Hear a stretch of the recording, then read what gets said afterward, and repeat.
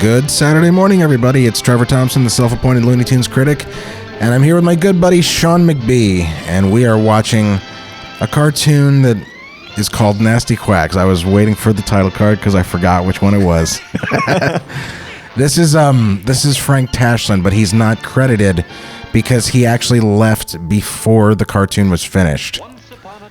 But this is one of his best, actually, one of his best cartoons, and it's a shame that more didn't come from this. But if you're a fan of Frank Tashlin and not necessarily just Looney Tunes, it got better after this. Go watch some of the Frank Tashlin Bob Hope movies. He became a live action director after this, and it's equally brilliant. You're going too fast, you crazy. I like how he bumps up against the frame. Yeah.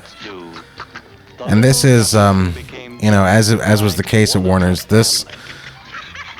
this is how Tashlin was drawing at the time. Look at the those weird angles on the heads and the foreheads there. This was a technique. Frank had actually put out a book about, I think it was called How to Cartoon, or the Guide to Cartooning, and he developed his own technique called the Scott Art technique, SCOT, and it's making all your drawings composed of squares, circles, ovals, and triangles, SCOT. So a lot of these more angular layouts are him kind of putting his stamp on the Scott Art technique. And note how few individual poses they're using for the father versus Daffy. And when they're in the same shot, it's really striking. Yeah. You've got one cell that they're just not changing for like a solid minute. And this was, when we were kids, we used to have that joke about, putting too much sugar in your tea and coffee. And this was a cartoon we would always reference where he puts 20, or 19 in there, and then, it's still bad. And the 20th. Because the assumption is that he's inadvertently made it too sweet. Yeah. And all this animation is great here, too. They go all over the house and start crashing into stuff. And these are things that are super hard to do, cinematic camera movements, going up the stairs like that. And more credit to the background, that shot going up the stairs, you had to do such a, if you were to look at that as... That painting, yeah. It would look like an MC Escher piece. Yeah, because of where the camera is going to be tracking. Right. But that's actually not a credit to the background. That's actually to Tashlin. Tashlin, had to figure out all of that, because he wanted those things, because he was a cinematic minded guy anyway. But and then look at how the back is kind of at an angle on him. All of those triangles and circles, and I wish I could remember. I don't think that's B. Benaderet doing her voice. No. I love them. No, you know what? That is her. That's B. Benaderet, aka Betty Rubble. The stories he tells are funny too. I mean, if you ever get a chance to just sit and listen to what the actual story is, it's like Mickey pills. He's slipping him a Mickey. Oh yeah. Oh man, I love that weird walk across the table. Yep. And then the second they look at each other right after to check.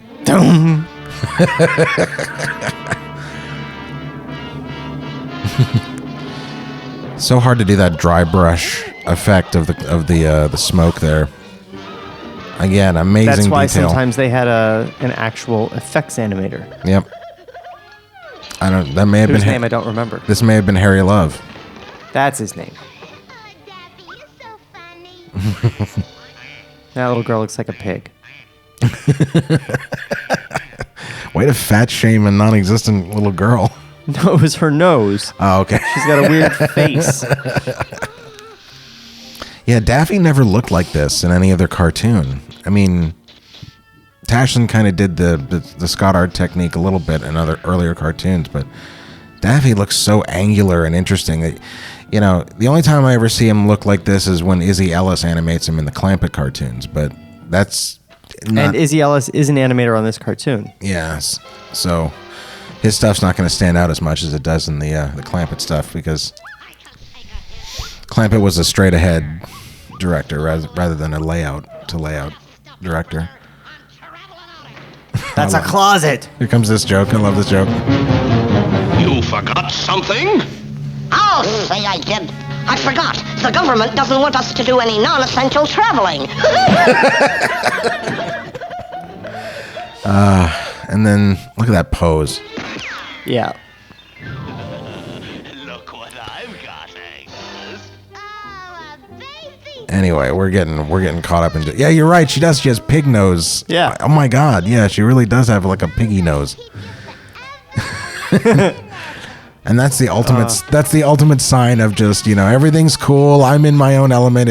I'm so relaxed I can have a cigar. How come that wasn't used as a gag more often? Is his neck ring being used as a collar? Yeah. I love he starts pushing and he's not even on the ground. Like, right here.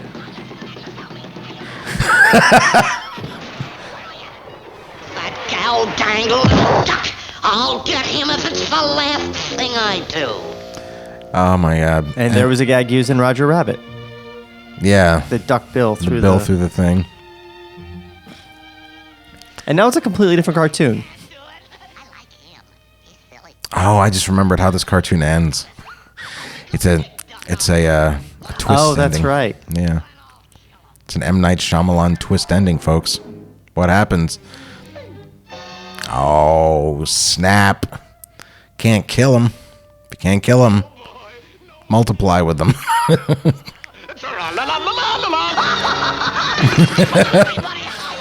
Oh, what a great cartoon. And she's literally wall-eyed because women are just objects in the 40s.